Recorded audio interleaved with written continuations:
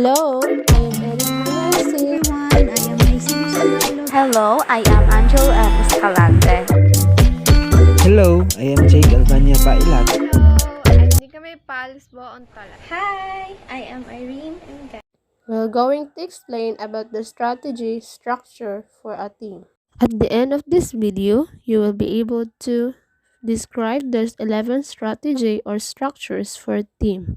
Explain the routine to your class, model your expectations, describe how students practice the routine, implement the routine in your day, understand 24 examples of classroom routines and procedures. What is a strategy structures for a team? Strategy structures for a team is a cooperative learning structures are strategies that are organized interaction between students for a team. A strategy or structure for team is a cooperative learning strategy structures that organize interactions between students for team. Team structure refers to the extent to which the division of labor or specialization, leadership roles within the team or hierarchy, work routines, priorities, and procedure like formalization are clearly defined and understood by the team members, according to Banderson and Baumgarten 2010. Number 1 is the single round robin or responses.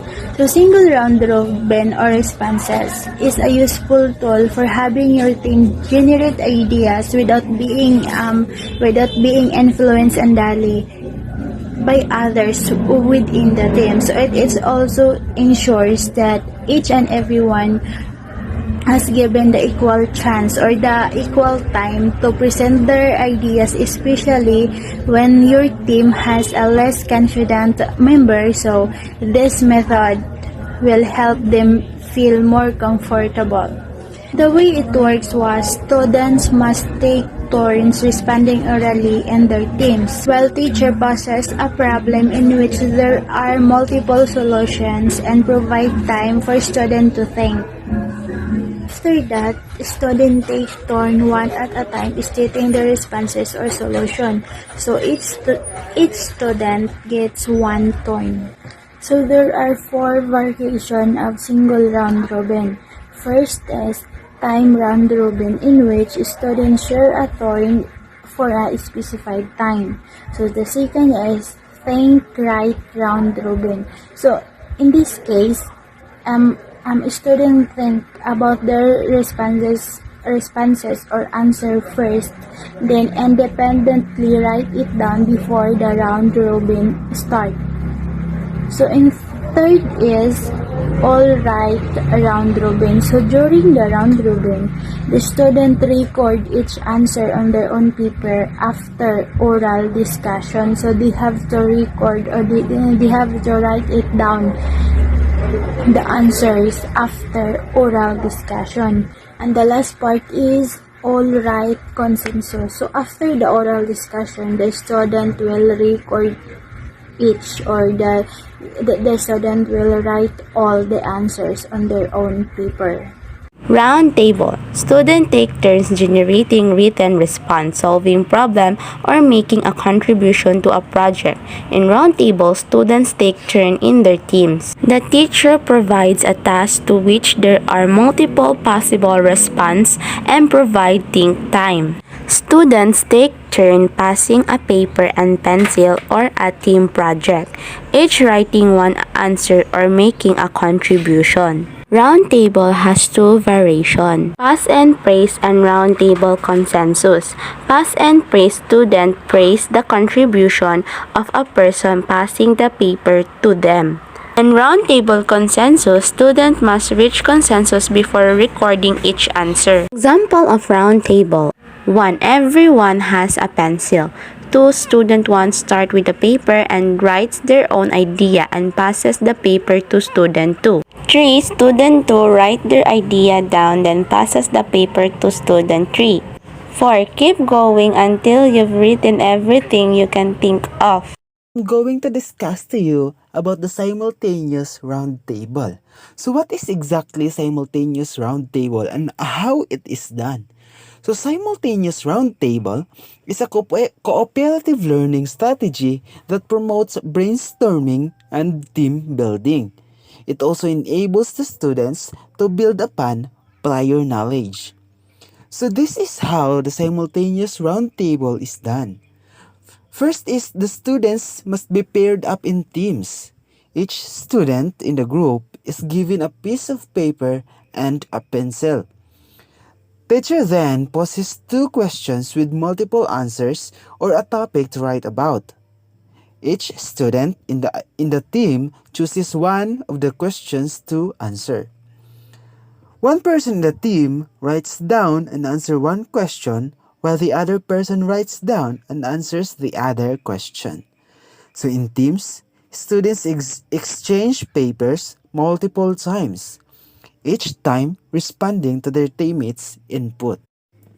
Students pass a paper around, adding an item according to the criteria you designate. Each student says a response, writes it on the page, and passes it on. So, playing simultaneous round table is very easy and it doesn't need any resources that is hard to find. Thus, it is a good cooperative structure and interactive activity to practice vocabulary, grammar, or even content. Number heads together. Student number off in a group from 1 to 4. Teacher possesses a question or problem and gives think time. Students leap up from their chairs to put their heads together, discuss, and teach each other.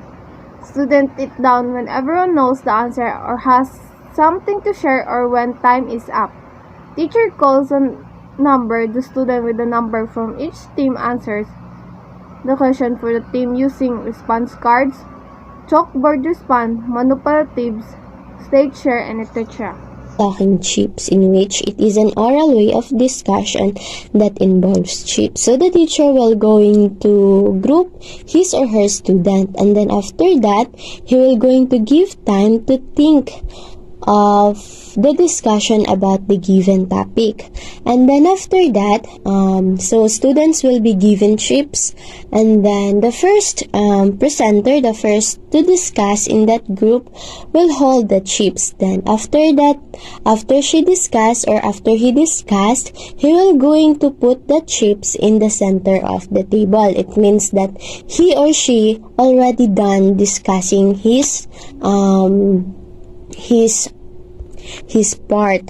And then the next member of the group will going to discuss after the first one. Then the chips that he or she hold she will also going to put that in the center of the table as what the first presenter did. And then after that, if all the chips will be put in the center of the table, it means that the discussion has already been gone. Number 6. Jigsaw. Jigsaw is a cooperative learning strategy that enables each student of a home group to specialize in one aspect of a topic. For example, when group studies about prime numbers, another group studies about composite numbers. Students meet with the members from other groups who are assigned the same aspect, and after mastering the material, return to the home group and teach the material to the group members. With this strategy, each student in the home group serves as a piece of the topic's puzzle, and when they work together as a whole, they create the complete jigsaw puzzle.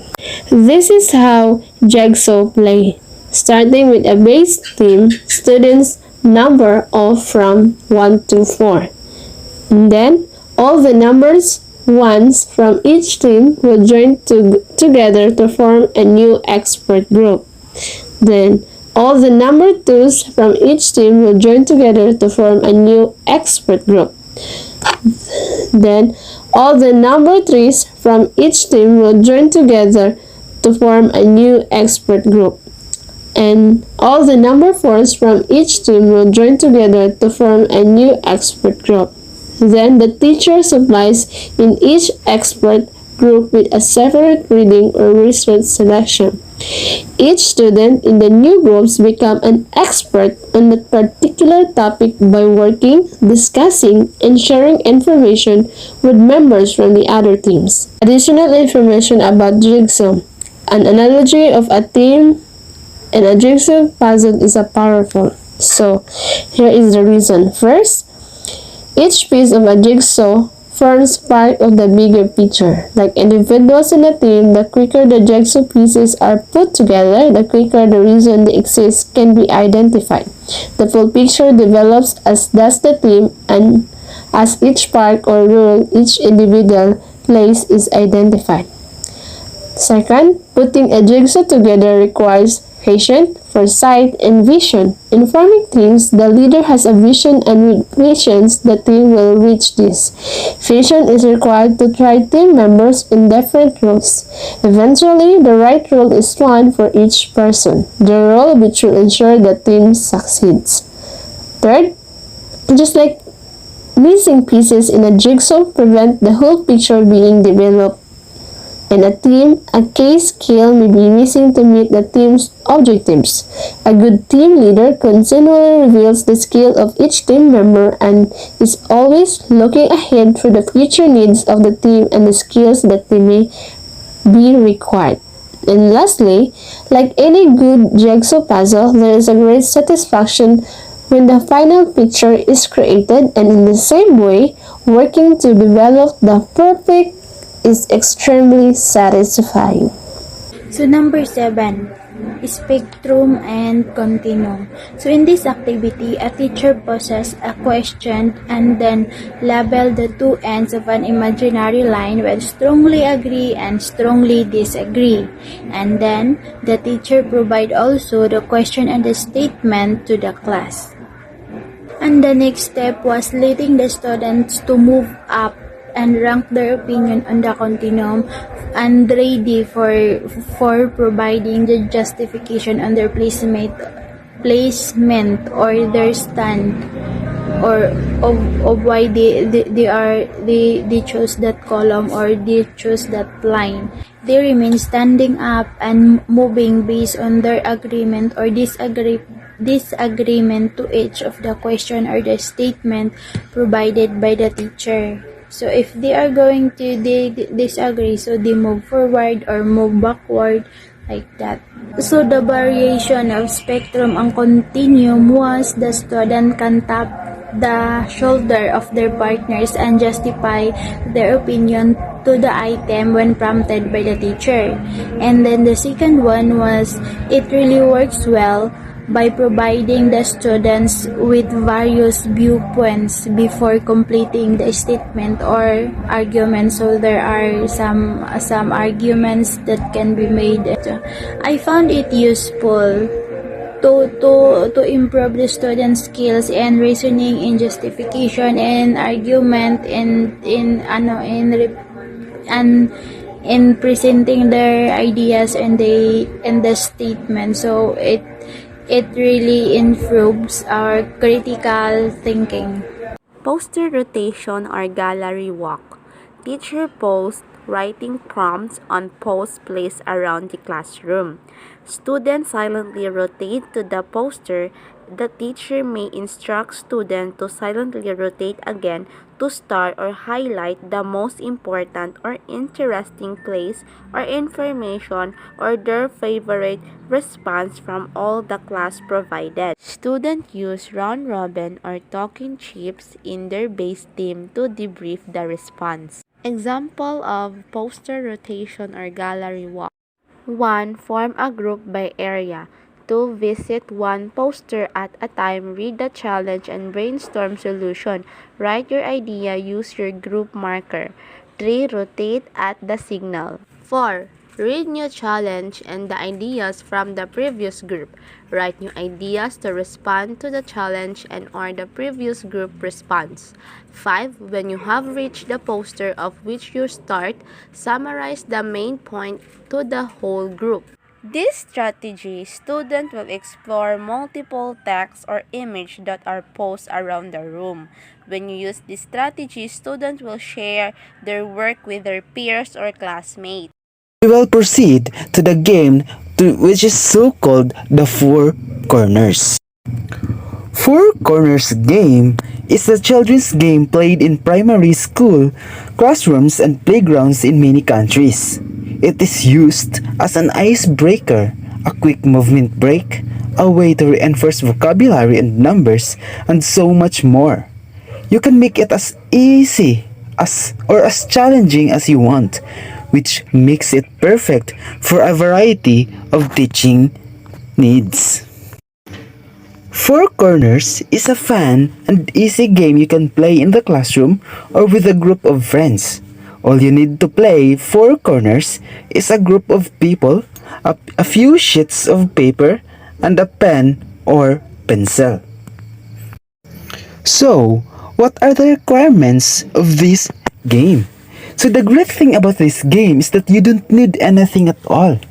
Only a few friends, and of course a room with four walls. You can let as many people join as you want. If the room is big enough for everyone, you will also need a big dose of silence and a drop of patience. So to understand more about this game, so let us talk about how to play or what are the steps to play or to do in making this game possible. So first, mark all the corners from 1 to 4.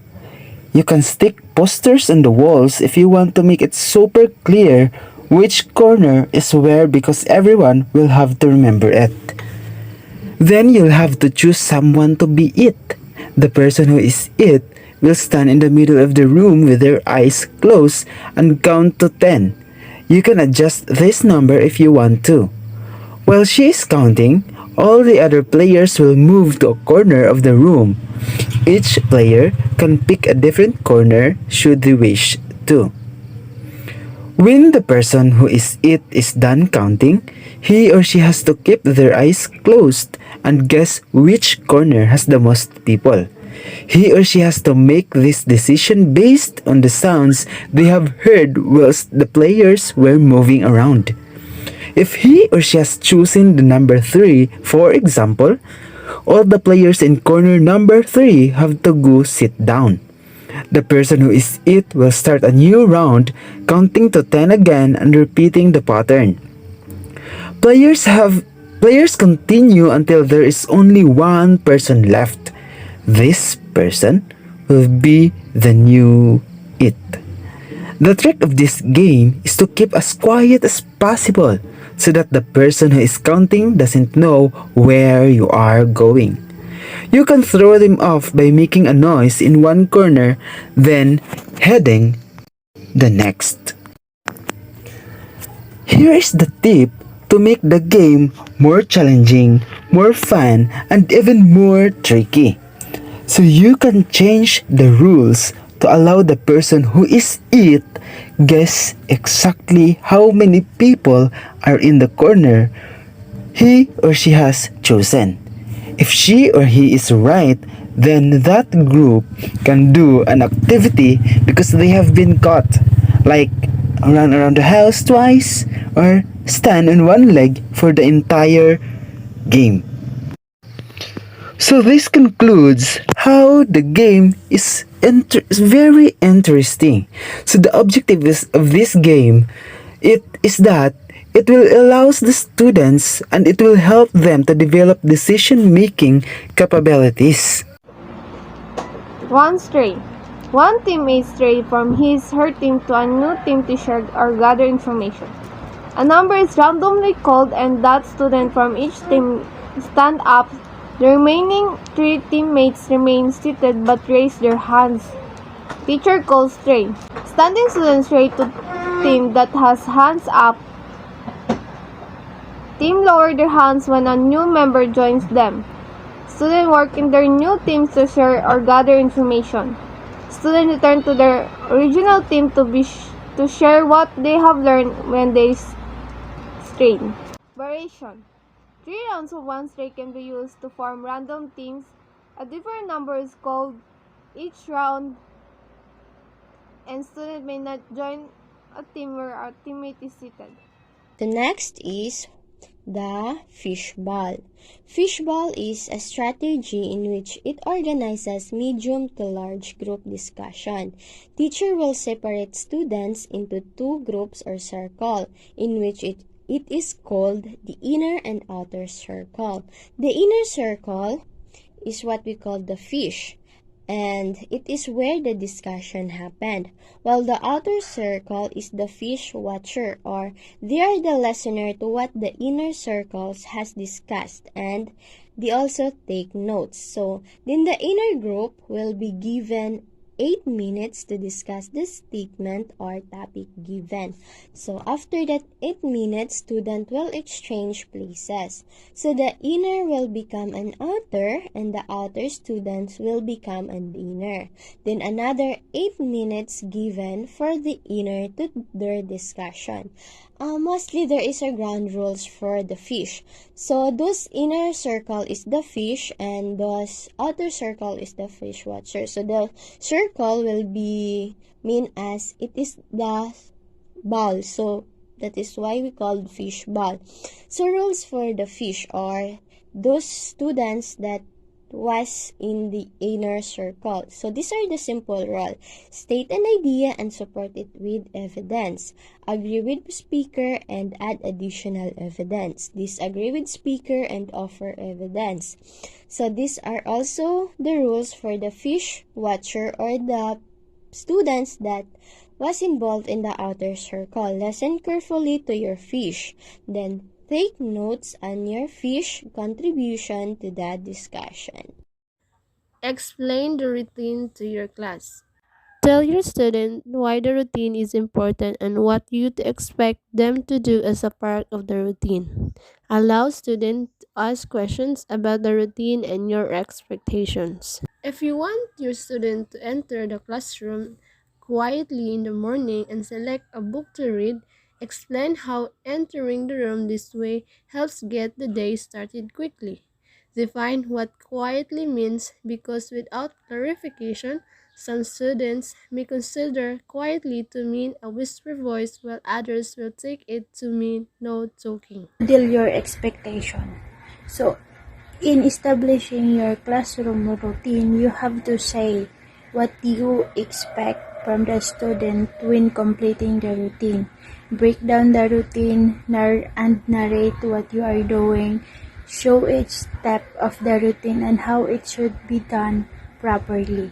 Have students practice the routine. So, once all students understand what you are expected, have the whole class practice the routine. Younger minds can be benefited from completing the routine one step at a time before practicing the whole routine at once. So you have to teach them step by step because step by step is the process of doing whole or doing great. So have students practice the routine until the class feels comfortable completing the routine without a teacher. So up until they are capable of doing that routine without a teacher or without you. So the process is you are there, like you are the one to guide them. Implementing the routine in your day. Once students understand the routine, have them complete it during the day. As you implement the routine, remind students of the proper procedure and your expectation, making your reminders less details until they are able to complete the task completely in their own. Which means remind students of the right techniques and your expectation as you implement the routine, being less specific with your reminders until they can complete the activity entirely in their own. Review your routine as necessary. If the class struggle to remember the routine or has trouble completing the routine after break from school, review your expectation and have students practice the proper way to complete the routine again. Which means review your expectation and have students practice the right approach to do the routine again. If the class struggles to recall the routine or has a problem completing it. Okay, now let us start discussing about the 24 examples of classroom routines and procedures. But before we proceed, we have to know first the basic questions to ask ourselves when building our classroom routines and procedures. So, number one is, how will you gain students' attention? Number two, how will students signal that they want help or attention? Number three, how will students obtain needed work, materials, and books? Number four, how will students transition to cooperative group work? Number five, what are the procedures for students needing to use the restroom or getting a drink of water? Number six, what will students be expected to do when they finished assignments early? Number seven, what are your procedures for tiredness or early dismissals? Number eight, what are your procedures for turning in homework and passing homework and assignments back to students? Number nine, what are your procedures for turning in late homework? Number 10, how will you make sure your student understand the expected behavior? And number 11, what will the consequences be if your students don't follow the classroom expectations?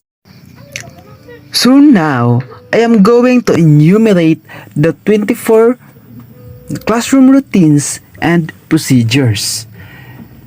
So first in the list is that entering or exiting the classroom, turning in assignments and late work, attendance absent 30 procedures, lunch and or recess, bell work, do now or entry task, finishing work early, use of classroom library, independent work time, asking for help, use of technology, laptop, tablet, or cell phone, transitions and moving in the classroom, pencil sharpening, organization being prepared, group or project work, getting supplies, handing out papers, school-wide expectations and rules, eating, drinking, chewing gum, emergency drills, heading papers and assignments, dismissal, bathroom policy, homework, assigning classroom jobs, behavior management like warning action, contacting parents, referrals, and infractions. So those are the 24 classroom routines and procedures that we have to bear in mind. These things or these routines are not difficult to understand and to practice. So as long as we have the guts, then we should do these routines every day as possible.